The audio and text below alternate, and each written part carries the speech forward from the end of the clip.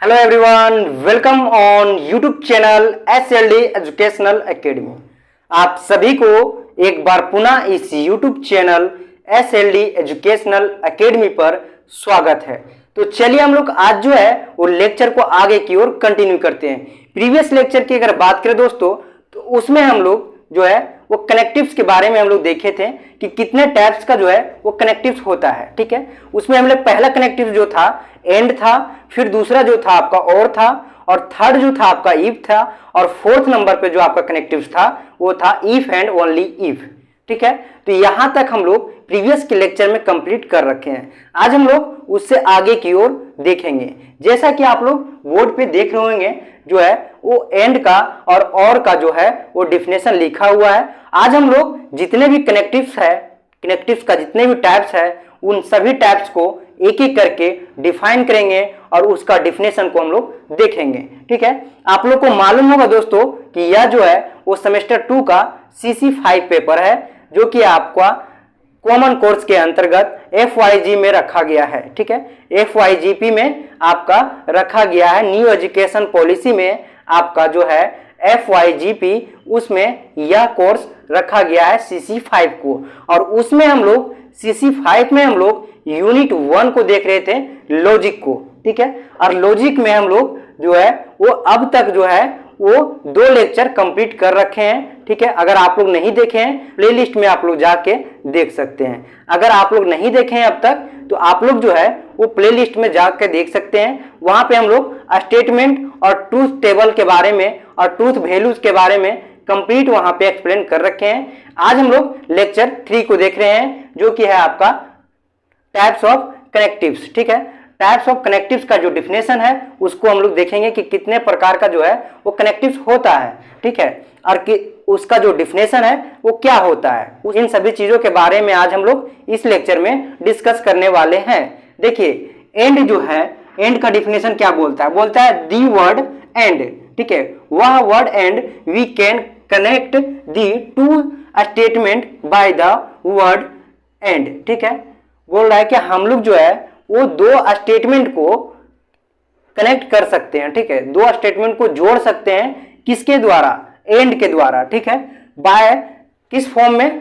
तो compound form में। ठीक है, एक कंपाउंड फॉर्म में, यानी कि एक कंपाउंड के रूप में 2 स्टेटमेंट को जो हम लोग जोड़ेंगे वो एंड के द्वारा जोड़ेंगे। ठीक है, एग्जाम्पल के लिए आप लोग देखिए, आप लोग को पहले ही बताए थे लेक्चर 1 में जब स्टेटमेंट हम बता रहे थे, उसी में बताए थे जो स्टेटमेंट है उसको हम लोग रिप्रेजेंट करते हैं P, Q एंड और से। ठीक है, तो देखिए इसमें हम लोग एक स्टेटमेंट लिए हैं P, जो है इट इज कॉल्ड। ठीक है, स्टेटमेंट क्या है? It is called. ठीक है, दूसरा स्टेटमेंट जो है Q है इट रेन्स। ठीक है, अब जब हम लोग इसको कंपाउंड स्टेटमेंट में जब बनाएंगे, इसको एक कंपाउंड स्टेटमेंट के रूप में जब लिखेंगे, तो हम लोग देखिए कैसे एंड के मदद से जोड़ते हैं। It is called and raining. ठीक है, ये जो है आपका ये हो गया एंड के मदद से हम लोग जोड़े, और इसको जो है 2 स्टेटमेंट को एक स्टेटमेंट बनाए, और ये जो नया स्टेटमेंट बना वो आपका बना वो कंपाउंड स्टेटमेंट। ठीक है, इसी प्रकार हम लोग जब आगे बढ़ेंगे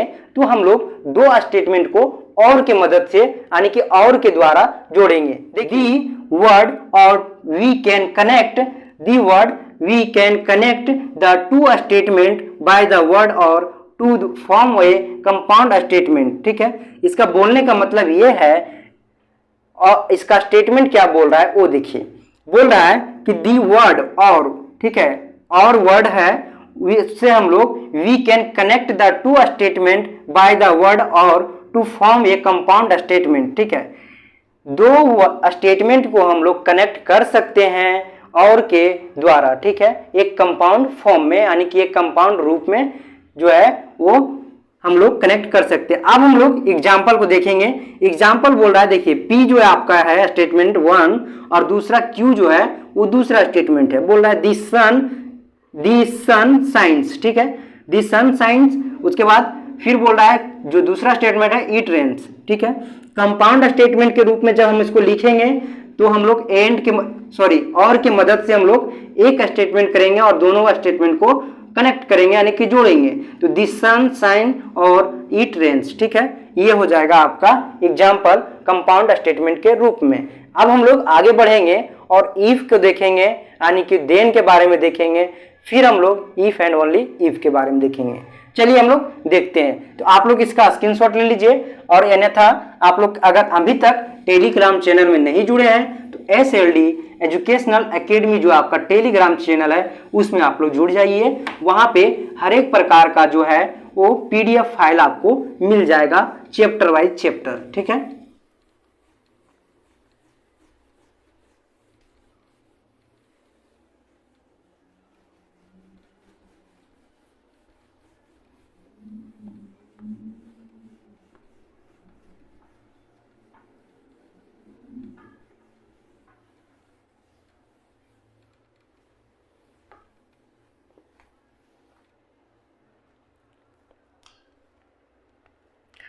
अब जो है वो है इफ, थर्ड जो है आपका वो इफ है, यानी कि देन, इसको हम लोग देन भी बोल सकते हैं, ठीक है। इसका हम लोग डिफिनेशन देखेंगे कि इसका डिफिनेशन क्या बोलता है। इफ P एंड Q, ठीक है, P एंड Q जो है वो दो स्टेटमेंट है, ठीक है, are two statements, are two statement,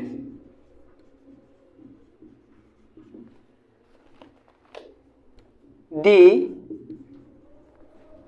compound statement,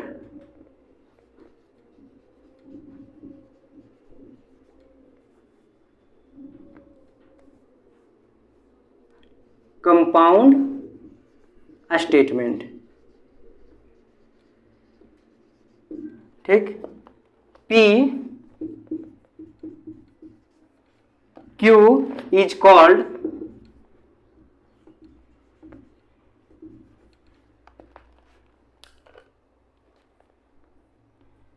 if, यानी कि then, ठीक है, कंडीशनल,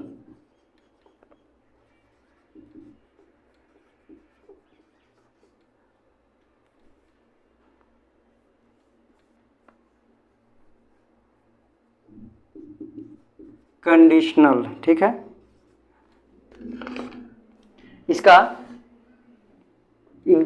इसका डिफिनेशन क्या बोल रहा है उसको देखिए। बोला if P and Q are two statement the compound statement, जो है आपका P एंड Q जो है आपका दो स्टेटमेंट है, और वह कैसा स्टेटमेंट है, वो स्टेटमेंट है कंपाउंड स्टेटमेंट है, ठीक है।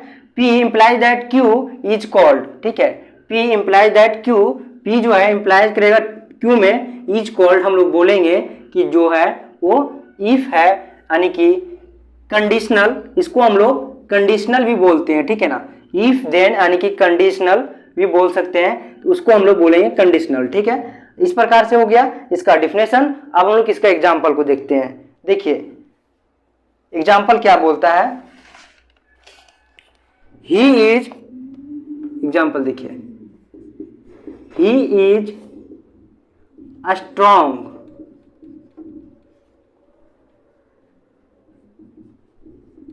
then he will fight, ठीक है। देखिए इसमें दो स्टेटमेंट जो है वो कंपाउंड स्टेटमेंट के रूप में है। देखिए पहला क्या है, ही इज स्ट्रॉन्ग, वह मजबूत है, ही विल फाइट, तो वह जो है फाइट कर रहा है, ठीक है। तो देन जो है वो देन के मदद से, यानी कि इफ के मदद से, देखिए इंप्लाइज कर रहा है, यानी कि he is fight, he is strong. अगर वह स्ट्रॉन्ग नहीं रहता तो वो फाइट नहीं कर पाता, तो यानी कि स्ट्रॉन्ग है, यानी कि स्ट्रॉन्ग है तभी जाके ये फाइट कर रहा है। तो इसके वजह से ये जो है इंप्लाइज कर रहा है, यानी कि पी जो है इंप्लाइज दैट क्यू, यानी कि he is strong then he will fight, ठीक है। इसका मतलब यही है। और यह जो है वो एक एग्जाम्पल हो गया आपका थर्ड जो है था आपका कनेक्टिव्स उसका, ठीक है। तो इस प्रकार से हम लोग देख लिए इफ का जो है क्या डिफिनेशन होता है। अब हम लोग इफ एंड ओनली इफ का देखेंगे, जो आपका 4th नंबर पे है, इफ एंड ओनली इफ, ठीक है। ये आपका 4th नंबर का जो डिफिनेशन है उसको हम लोग देखेंगे। इसको हम लोग क्या बोलते हैं, इम्प्लीकेशन भी बोलते हैं, ठीक है ना, इम्प्लीकेशन भी बोलते हैं। देखिए इसका डिफिनेशन क्या है, इसका डिफिनेशन क्या बोल रहा है और इसका एग्जाम्पल क्या होगा उसको हम लोग देखेंगे। देखिए बोल रहा है कि इफ यदि P एंड Q, ठीक है, P and Q are two statement, ठीक,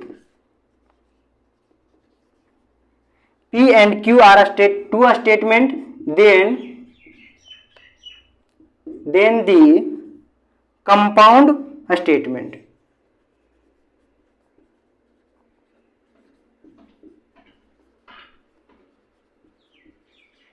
ठीक, P implies that Q and Q implies that P, ठीक है। इसमें क्या कंडीशन था, यानी कि P जो है इंप्लाई करना चाहिए Q में, और इसमें है कि P इंप्लाई कर रहा है Q में और Q भी इंप्लाई कर रहा है P में, यानी कि एक दूसरे का ये हो रहा है, ठीक है।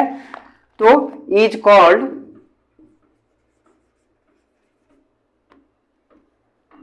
इफ एंड ओनली इफ, ठीक है। तो हम लोग कह सकते हैं कि यह जो है वो इफ एंड ओनली इफ है। इसका जो है एग्जाम्पल भी देख लेते हैं। एग्जाम्पल यानी कि कंपाउंड स्टेटमेंट के रूप में हम लोग एग्जाम्पल बनाएंगे एक, है ना।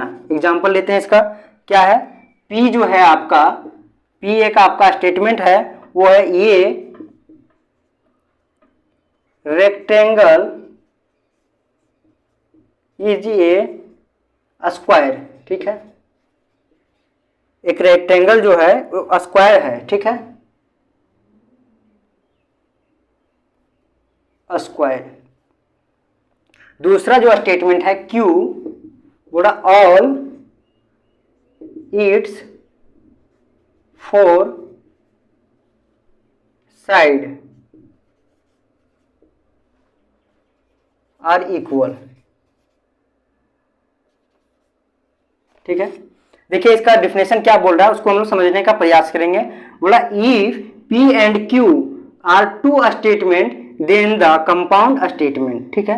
यदि P और Q जो है आपका दो स्टेटमेंट है और वह स्टेटमेंट जो है वो क्या है, कंपाउंड स्टेटमेंट है, तो क्या होगा, P जो है वो इंप्लाइज करेगा Q में और and Q implies that P में is called if and only if. तब हम लोग जाके इसको बोल सकते हैं कि यह जो स्टेटमेंट है वो कैसा है, इफ एंड ओनली इफ है, ठीक है।